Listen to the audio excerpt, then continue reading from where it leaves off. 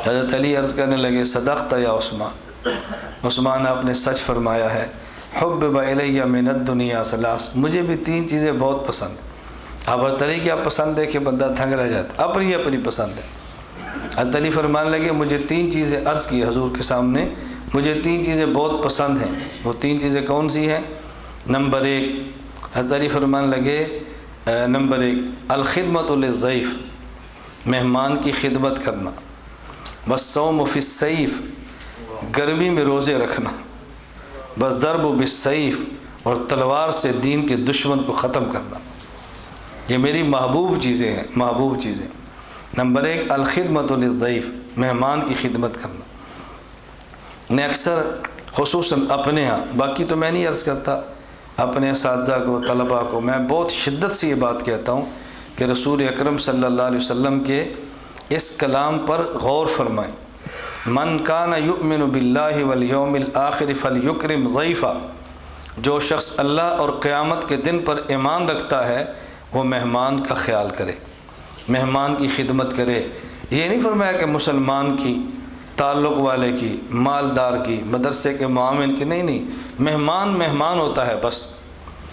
صبح آپ طلباء کے سامنے ہیں کہ فجر کی اذان کے وقت جنریٹر نہیں چل رہا تھا، تو میں نے اذان کے وقت فون کیا مولانا بشیر صاحب کو، پھر خضریات کو، بھئی جنریٹر نہیں چل رہا، تو انہوں نے کچھ مسئلہ ہے۔ تھوڑی دیر بعد مجھے مولانا بشیر کا فون آیا کہ استاد جی وہ 3-4 جماعتیں آ گئی ہیں جنہیں رائیونٹ جانا نماز کے لیے رکی ہیں۔ میں نے کہا مفتی صاحب سے کہو، شبیر صاحب سے، کہ فوری طور پہ انتظام کرو اور ان 4 جماعتوں کے لیے چائے کا اہتمام کرو۔ جو ہی ہم نماز پڑھیں، سورہ یاسین پڑھیں، مجلس ذکر سے فارغ ہوں تو چائے باہر تیار پڑی ہو۔ میرا خیال ہے 15 منٹ لگے ہوں گے یہ 40-50 آدمی کے لیے۔ 15 منٹ میں جب فارغ ہوئے تو میں نے پوچھا چائے، انہوں نے کہا جی تیار ہے۔ ہم نے کہا جی آپ چائے پئیں۔ میں نے پھر ان طلباء سے بھی کہا، میں نے کہا بھی یہ نہیں یہ ہمیں جانتے ہیں نہیں جانتے چھوڑو، بھئی جماعتیں ہیں، رائیونٹ جا رہی ہیں، اللہ کے راستے میں نکلی ہیں، دین کی خدمت کے لیے جا رہے ہیں، چائے پلاؤ۔ ہمیں جانتے ہیں پھر بھی پلاؤ، نہیں جانتے پھر بھی پلاؤ، تعلق ہے تو پھر بھی پلاؤ، نہیں تعلق تو پھر بھی پلاؤ۔ ہمارے مہمان ہیں، ہم ان کی خدمت ہمارے ذمے ہے۔ مجھے ابھی تھوڑی دیر پہلے بھی مولانا بشیر کہہ رہے تھے استاد جی ایک بات ہے میں سمجھ نہیں آئی۔ میں نے کہا وہ کیا؟ 15 منٹ میں چائے 40 بندوں کی تیار ہوتی نہیں، ہم خود حیران تھے کیسی ہوگی۔ میں نے کہا تم یہاں حیران ہو، خدا گواہ ہے میں کینیا میں تھا، مولانا طارق اس سفر مجھ سے بیعت بھی ہوئے، تو مجھے انہوں نے کہا استاد جی ہمیں سمجھ نہیں آتی آپ کے کام اتنی جلدی کیسے ہوتے ہیں۔ میری واپسی کی ٹکٹ جمعہ کے دن رات کی تھی، تو میں نے کہا جمعہ رات کی رات کراؤ، میں نے ایک دن دبئی رکنا مجھے کام ہے۔ تو انہوں نے کہا کوشش کرتے ہیں۔ تو مجھے وہ کہنے لگے کم از کم 1 گھنٹہ لگتا ہے، کم از کم دفتر آتے جاتے کام ہے، اور 15 منٹ میں پیغام آ گیا ٹکٹ اوکے ہو گئی ہے۔ تو میں نہیں سمجھ اتنی جلدی آپ کے کام کیسے ہوتے ہیں۔ میں نے کہا اس کی وجہ کہی ہے، میں ایک وجہ بتا دیتا ہوں۔ مجھے کہتے جی وہ کیسے؟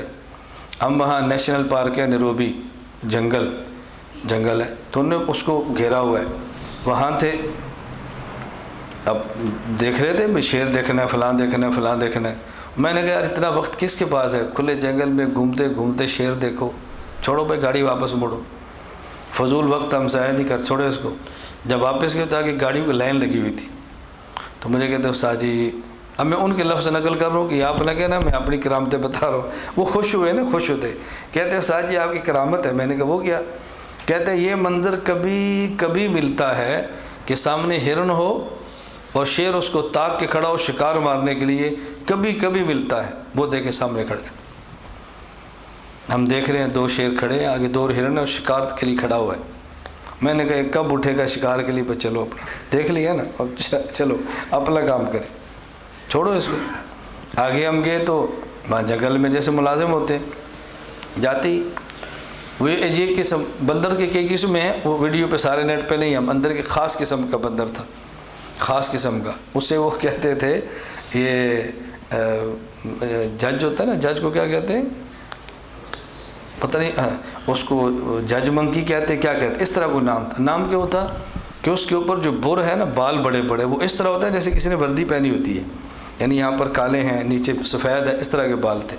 تو کہتے ہیں جو کوٹ ہوتا ہے نا جو جج یا وکیل پہنتے، اس کوٹ کی طرح اس کا پورا اوپر بالوں کا نقشہ ہے، اس لیے کہتے ہیں۔ خیر ہم دیکھنے کے لیے گئے تو انہوں نے کہا اوپر ہے نیچے کیسے آئے گا. وہ جو بندہ وہاں کھڑا تھا نا غریب آدمی, تو میں نے کہا 50 شیلنگ نکالو اس کو دو, کینیا کی کرنسی کا نام شیلنگ ہے, روپیہ. میں نے کہا اس کو دے دو, اس کو دیا, یہ ہدیہ آپ کو. وہ تو پورا اس کا مزاج ہی بدل گیا.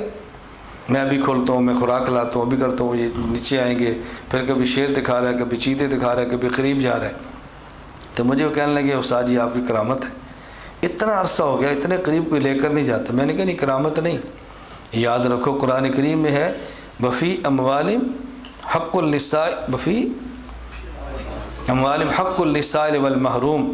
اللہ فرماتا ہے کہ غریب کا تمہارے مال میں حق ہے, اس کا حق ہے تمہارے مال میں, تم نے حق اس کو دیا ہے, وہ خوش ہو گیا, اپنے کام کے اندر لگ گئے. ہم غریب کا حق غریب کو دیتے نہیں ہیں تو کام آپ کا رفتار سے کیسے ہوگا؟ یہ آپ نے اس پر احسان نہیں کیا, اس کا حق اسے دیا ہے. تو مہمان جب آپ کے پاس آئے تو مہمان کی خدمت کرنا یہ ہمارے ذمے ہے. ہم سمجھتے کہ ہم نے مہمان کو کھلا کر مہمان پہ احسان کیا ہے, یہ ظلم ہے, بس اس سے تباہیاں پھیلتی ہیں. تو عثمان غنی رضی اللہ عنہ فرمانے لگے علی فرمان الخدمت للضیف, نمبر 1 مہمان کی خدمت, نمبر 2 والصوم فی الصیف, سواد سے گرمی میں روزہ. اب گرمی کے روزے آ رہے ہیں نا, پریشان ہوتے ہیں لوگ, کلیجہ منہ کرتے ہیں, گرمیاں. علی فرماتے ہیں گرمی کا روزہ ہو, علی ہو, کیا بات, مزہ آ جائے. نمبر 3 الضرب بالسیف, تلوار کے ساتھ دشمن کے سر قلم کرنا, یہ مجھے بہت پسند ہے. میں اس پر ایک ہی واقعہ سناتا ہوں, مجھے پسند ہے, واقعات تو کئی ہوتے ہیں. رسول اللہ صلی اللہ علیہ وسلم جب غزوہ خیبر میں تشریف لے گئے ہیں تو آپ جا رہے تھے, صحابہ کرام رضی اللہ عنہ مجمعین ساتھ تھے. مرحب سے ٹکر تھی, مرحب شیر پڑتا ہوا اور فضا میں تلوار لہراتا ہوا ہے. قد علمت خیبر انی مرحب شاک الصلاح بطل مجرب اذ الحروب اقبل تلہب. اس نے کہا خیبر جانتا ہے میرا نام مرحب ہے, خیبر جانتا ہے میرا نام مرحب ہے. قد علمت خیبر انی مرحب شاک الصلاح بطل مجرب, میرے پاس اسلحہ بھی ہے, پہلوان بھی ہوں, تجربہ کار بھی ہوں. اذ الحروب اقبل تلہب, اور جب جنگ شعلے پھینکتی ہے نا تو پھر میں اسلحہ دکھاتا ہوں.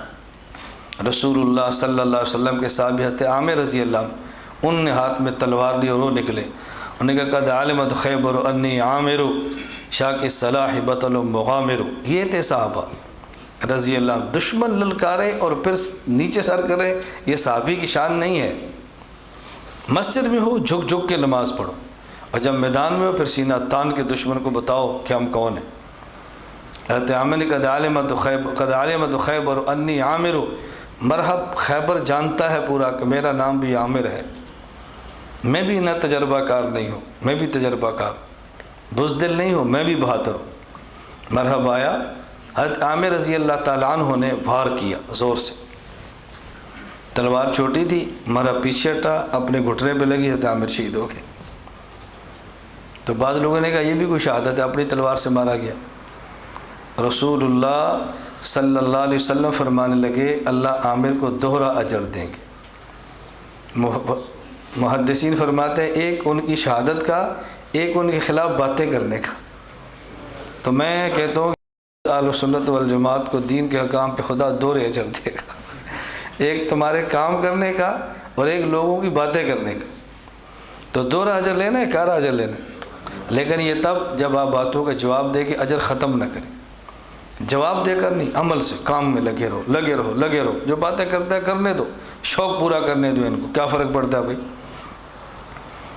مرحب پھر آیا, اس نے اپنے ہاتھ میں تلوار لی, پھر آیا اور مرحب نے پھر کہا قد علمت خیبر انی مرحب شاک الصلاح بطل مجرب اذ الحروب اقبل تلہب. اب حضرت علی رضی اللہ عنہ اپنے ہاتھ میں تلوار کو لیا, فرمایا انا الذی سمتنی امی حیدرا کلیس غابات کریہ المنظرا وفیہم بالساء کیل السندرا.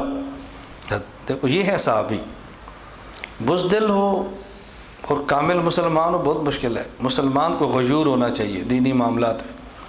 انا الذی سمتنی امی حیدرا, فرمایا کہ میری ماں نے میرا نام شیر رکھا ہے. شیر, حیدر عربی زبان میں شیر کو کہتے ہیں. میری ماں نے میرا نام شیر رکھا ہے. کلیس غابات کریہ المنظرا, میں جنگلوں کا شیر ہوں اور کریہ المنظرہ، مجھے دیکھ کر دشمن ڈرتا ہے اور تو دھندناتا پھرتا ہے۔ وہ فیہم بالسائکیل السندرہ، میں ناپ ناپ کے تجھے دوں گا، ایک وار کیا مرحب کے 2 ٹکڑے کر دی۔ فرمایا ضرب بالسیف، یہ مجھے بہت پسند ہے، یہ حضور کے دشمن آئیں اور دیکھو پہلے علی کرتا کیا ہے، مجھے بہت پسند ہے۔ حضرت علی رضی اللہ تعالیٰ عنہ، اپنی اپنی پسند ہے، اپنی اپنی